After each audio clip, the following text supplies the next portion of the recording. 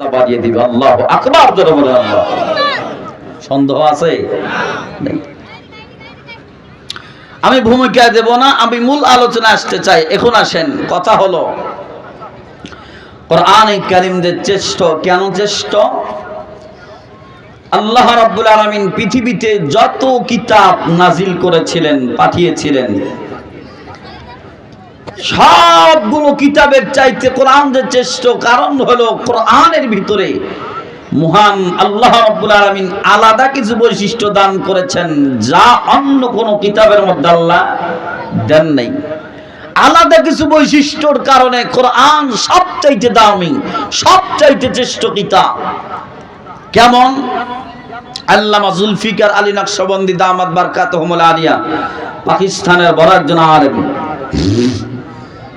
তেনার খুতুবাতের মধ্যে লেখছেন কোরআনে কারীম যে শ্রেষ্ঠ, এর এক নম্বর বৈশিষ্ট্য হলো কোরআনে কারীম এমন একটা পরশ পাথর, এমন একটা প্রভাবশালী কিতাব, এমন একটা পাওয়ারফুল কিতাব।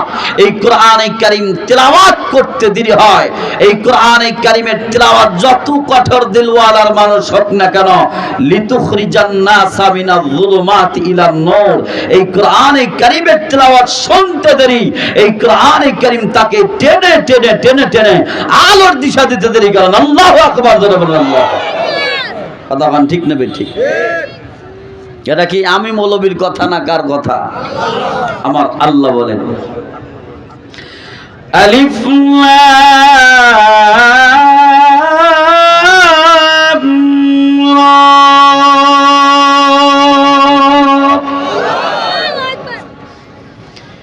কিতাবুন আনজালনাহু ইলাইকা লিতুখরিজান নাসা মিনাজ যুলুমাতি ইলান নূর।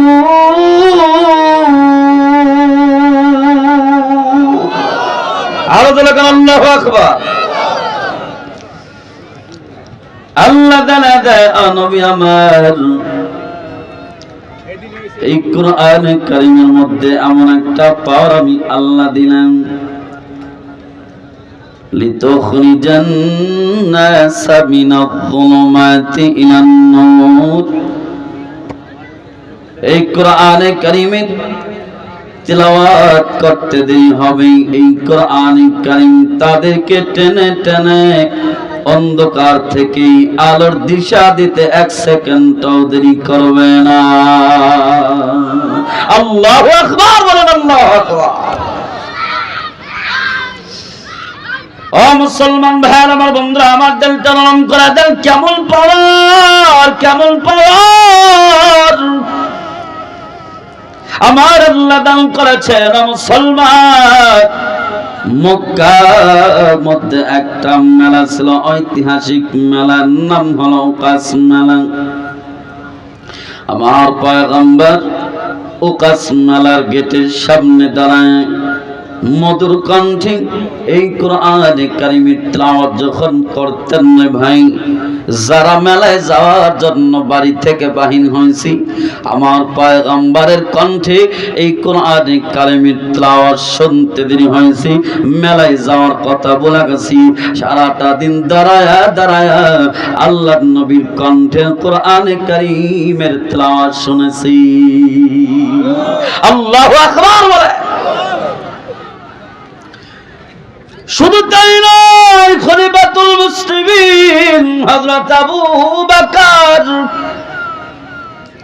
প্রথম যখন মুসলমান হয়েছেন, মুসলমান হওয়ার পর ওই তিন রাস্তার মাথায় দাঁড়া দাঁড়ায়, ওই চার রাস্তার মাথায় দাঁড়া দাঁড়ায় আবু বকর মধুর কণ্ঠে এই কোরআনে কারীমের তিলাওয়াত শুরু করে দিতেন।